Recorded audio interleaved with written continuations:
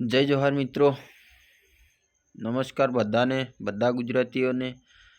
આજે તમે લગભગ 4 થી 5 દિવસથી વિડીયો આવ્યો નથી અને વિડીયો ના બનાવી શક્યો એનું મુખ્ય કારણ છે કે અવારનવાર થોડા કામોમાં વ્યસ્ત હતો। કામો એવો કંઈ વ્યસ્ત નથી, બિઝનેસમેન એવું કશું નથી, પણ કહેવાનો મતલબ કે થોડું અવારનવાર જવાનું થઈ ગયું હતું અને ઘરના કામમાં પણ થોડા બિઝી હતો, એટલે માફ કરજો। જે વિડીયો 5, 10, 20 લોકો જે જોવે છે એમના માટે કે આટલા દિવસથી હજી પણ વિડીયો નહીં બનાવતો, શું થયું, છોડી દીધું એવું લાગે છે, પણ છોડ્યું નથી। બધા બન્યા રહેજો, ભલે જે જોતા હોય એ જોજો વિડીયો। અને ખાસ કરીને આજે એ માટે વિડીયો બનાવ્યો છે કે ઠંડી બહુ છે, એટલે ખેતરમાં પાણી વાળીને આવ્યા પછી સૂતા છે। આજે લગભગ રાત્રે 10:09 વાગવા આવ્યા છે, એટલે સૂતા છે અને વિચાર આવ્યો કે ચાલો ને આજે એક વિડીયો બનાવી દઈએ। ભલે ને જે જોવે છે એ તો જોવે જ છે, બાકી તો કોઈ જોતા નથી, પણ જોવે છે એના માટે તો બનાવી દઈએ। દિવાળી પછી ખાસ થોડા ઓછા વિડીયા કરી નાખ્યા, એનું કારણ છે લગ્નગાળો ખૂબ ચાલી રહ્યો છે,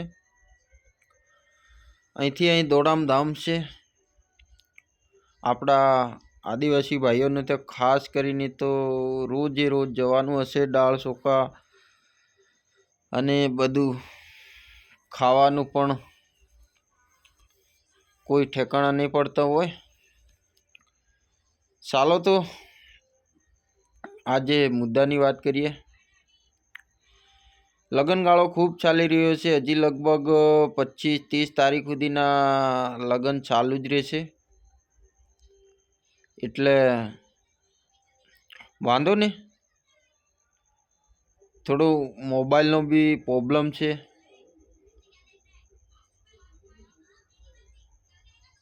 ચાર્જિંગ જલ્દીથી પતી જાય એના હિસાબથી હું વિડીયો બનાવું, પણ અપલોડ કરવામાં બહુ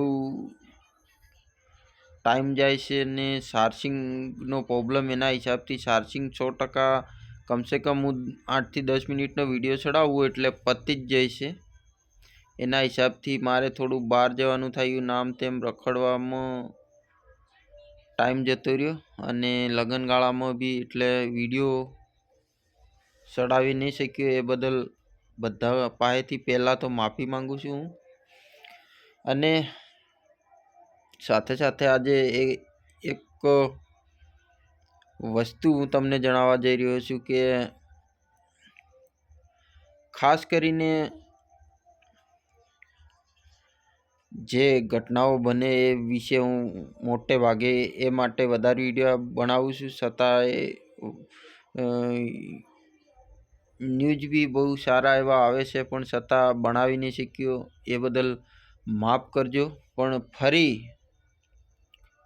અમદાવાદની અંદર એક 5 વર્ષની બાળકી ઉપર જે ઘોડેસવાર નાના બાળકોને લઈને આપણે ફરવાને એમ જતા હોય છે, તો એ લગભગ 16 વર્ષનો છોકરો હતો ને છોકરી નાની 5 વર્ષની એમના સાથે દુષ્કર્મ કરવાનો પ્રયાસ કર્યો અને છોકરી ખૂબ રડી। તમે માનો નહીં, પણ એ જે વિડીયો બનાવ્યો અને છોકરીએ જે ઘટના વિશે વાત કરી, 5 વર્ષની બાળકી, એટલે હવે તમે વિચાર કરો કે કઈ રીતના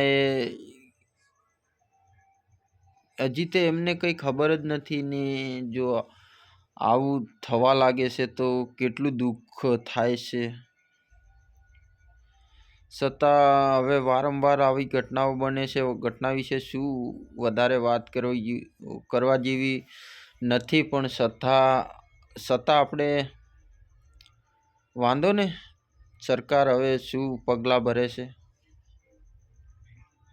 હવે તો પબ્લિક પણ કંટાળી કે આતુરતાથી રાહ જોતી હતી કે કોઈ વારે ઘડીએ કિસ્સા આવા લગભગ ઘણા સમયથી બનતા હતા અને કોઈક વ્યક્તિને તો ફાંસી આપશે એવી આશા હતી.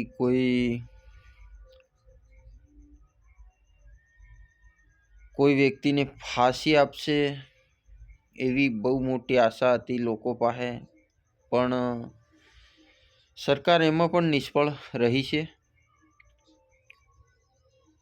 દાહોદનો કેસ કહો તો નિષ્ફળ ગઈ, પછી વડોદરાના કેસમાં, પછી સુરત બારડોલીના કેસમાં, પછી બધી જગ્યાએ નિષ્ફળ રહી. અને આજે આ અમદાવાદનો કેસ ફરી 5 વર્ષની બાળકી સાથે જે અન્યાય થયો છે એ માટે પણ હવે શું કરે છે ખબર ને. વારે ઘડીએ આવા કિસ્સા બનતા જાય છે. હવે કઈ રીતે ચાલવું એ પણ ખબર નહીં. છતાં જિંદગી તો જીવી પડશે.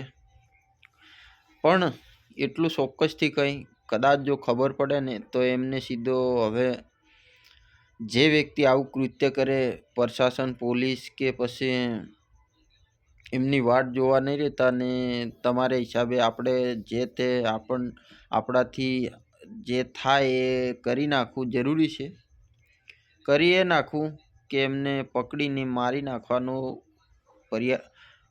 નાખવો જોઈએ. ખરેખર પબ્લિકને બધા ભેગા થઈને એમને મારી નાખવો એ જ કરવું પડશે. હવે ખાલી ખોટો પોલીસને હવાલે કરીને ખબર ને તંત્ર કઈ રીતે શું કરવા માંગે છે. આવું વારે ઘડીએ થાય છે અને આવા કિસ્સામાં ખાલ ધ્યાન નહીં આપતા એટલે નવાઈની વાત છે. વાંધો ને, હવે ક્યારે એવી ઘટના હાલ પણ મણિપુરની ઘટના જે ઘટી હતી એ બાબતથી પણ ખૂબ લાંબો વિડીયો થઈ જાય. એ માટે બધું એક સાથે નહીં હું જણાવતો, પણ મને જે મળતી માહિતી મુજબ હું તમને જે કહેવા જઈ રહ્યો છું આટલું જ આજના વિડીયામાં. ફરી આગળ હું ચાલુ જ રાખી વિડીયા તો બનાવીશ. હું કોઈ લોભ લાલચ માણસ નથી. સમય થોડો ઓછો હતો એટલા માટે વિડીયો નહીં બનાવી શક્યો, પણ ફરી હું રેગ્યુલરમાં આવી જઈશ. અને જે આપણા ટેકનિકલ કાળી મવડી ચેનલને જે પણ જોતા હશે 10-15 લોકો, એમને હું કહી દઉં કે વધારામાં વધારે લોકો સાથે શેર કરે અને આવી જ ઘટનાઓ હું તમારા સમક્ષ લઈને આવીશ.